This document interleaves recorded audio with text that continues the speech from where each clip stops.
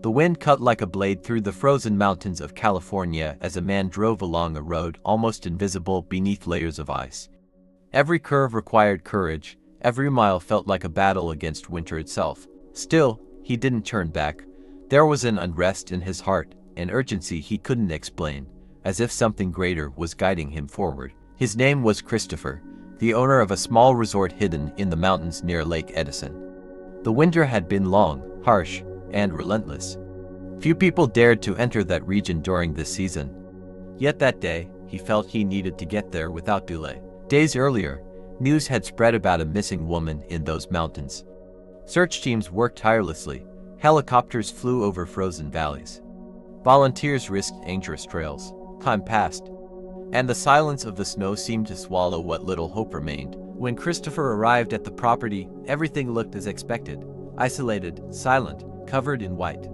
As he approached one of the distant cabins, something caught his attention. The door was slightly open. Then something unforgettable happened. A woman stepped out of the cabin, weak, exhausted, but alive.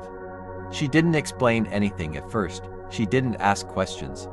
She simply ran toward him asking for a hug. After days of cold, loneliness, and uncertainty, that embrace was proof she had survived. Her name was Tiffany. She had spent 24 days lost, facing snow, freezing temperatures, and complete isolation. 24 days without knowing if anyone would come. Even when many had already lost hope, God was still writing a different ending to her story. If this part touched your heart, write in the comments. God still works miracles. What kept Tiffany alive wasn't just survival instinct, it was perseverance in the face of the impossible. Her supplies were minimal, still, she treated every crumb and every sip of melted snow as treasure. She searched for what she could eat, improvised shelter, and fought daily against the discouraging voice telling her it was too late. The cold wasn't only physical, the loneliness was heavy. No cell signal, no clear trail, no voice calling her name. Just wind, snow, and her own thoughts. And that's where many battles are truly won or lost, in the mind. How often does life feel the same? No answers, no clear direction. No one nearby to say, everything will be okay. Days when faith feels small and problems feel enormous. Moments when we wonder if God still sees us, still hears us, still walks with us. Tiffany didn't know it, but only hours away from where she struggled was an unlocked cabin, a shelter prepared before anyone imagined she would need it. Christopher had left that cabin accessible out of compassion, hoping that if someone ever got lost, they could find refuge there. And she did. Exhausted and starving, Tiffany entered that cabin and, for the first time in many days, had protection, rest, and shelter. She didn't know it yet, but rescue was closer than ever. That's how God works. When we think we're alone, He has already prepared the refuge. Provision exists before the crisis. The way out exists before despair knocks. If you believe God has already prepared a refuge for your life, right? I trust God's plans. The most remarkable detail is that Tiffany stayed in that cabin only a few hours before being found. Rescue was already in motion while she rested without knowing it. While her body recovered, the miracle was already traveling frozen roads toward her. This speaks deeply to the heart. There are seasons when all we can do is stop. Strength runs out, tears come, the mind grows tired of fighting. And we think stopping means failure, but often, stopping is exactly what keeps us alive until help arrives. For 24 days, Tiffany faced hunger, fear, and cold. But those final hours of rest placed her exactly where she needed to be found. It wasn't coincidence, it was care, it was providence. How often do we blame ourselves for being tired? For not keeping the same pace, for feeling our faith weaken? But God doesn't demand performance from the wounded. He offers shelter, He allows pause, He sustains us while the miracle draws near. Maybe you're in that place right now, no strength to fight like before, just trying to breathe and get through the day. But what you call weakness, heaven calls preservation. The Lord is never late, He works while you rest.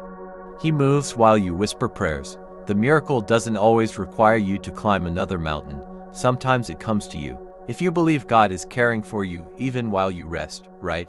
God is taking care of me. When doctors examined Tiffany, the report was surprising. Weak, dehydrated, but stable. After more than 3 weeks in extreme conditions, she was alive. It wasn't luck. It was a series of small daily decisions that became a miracle. She didn't survive because she had endless strength. She survived because she didn't give up on the day everything felt impossible, and then the next day, and the next. Her victory wasn't one heroic act, but many quiet decisions to keep going. That's how many faith stories are written. We imagine miracles as dramatic moments, but often they happen in silent resilience, continuing to pray, breathe, and believe even when nothing is felt. Maybe your days feel too long, your nights restless, your thoughts overwhelming. Battles no one sees, and you think, this isn't living, it's just surviving. But hear this gently, surviving is victory when the battle is heavy. Getting up with a tired heart is strength from above. God doesn't measure your faith by how loud you speak, but by your decision not to abandon trust in Him, even in silence. He sees every day you endured. If you choose to trust one more day, even while tired, right? So far the Lord has sustained me. Tiffany's story reflects inner storms. Not every cold comes from weather, and not every loss happens on a trail. Sometimes the ground disappears beneath us through medical diagnoses, unexpected goodbyes, or doors that close without warning. Moments like these make us feel lost, confused, afraid that no one is coming for us. But there is a powerful truth. God is not surprised by the path that frightened you. Isaiah 43:2 reminds us that when we pass through the waters, He will be with us. The promise is not the absence of struggle, but God's presence within it. The valley is not abandonment. Silence is not rejection. Maybe no one around you fully understands your season, but the Lord does. Just as Tiffany wasn't alone on that mountain, even without knowing it, you are not alone either. If you believe God is with you in every season, right? God is with me at all times. Some prayers are born from exhaustion, not strength. They aren't polished, they're honest. The Bible shows that people of faith also cried, questioned, and felt forgotten. That isn't spiritual failure, it's humanity. What turns pain into hope is choosing to trust even without understanding. God remains faithful when our emotions are unstable. Our hard chapter is not the end of the book. Today, we place our battles into the Lord's hands. We acknowledge our strength is limited, but His is endless. We ask for direction, comfort, restoration, protection, and peace. We surrender what we cannot control. Even before seeing the answer, we choose to rest. Even before understanding, we choose to trust. Our story is safe in God's hands. If you place your life and battles in the Lord's hands today, right? My life is in the Lord's hands. Amen.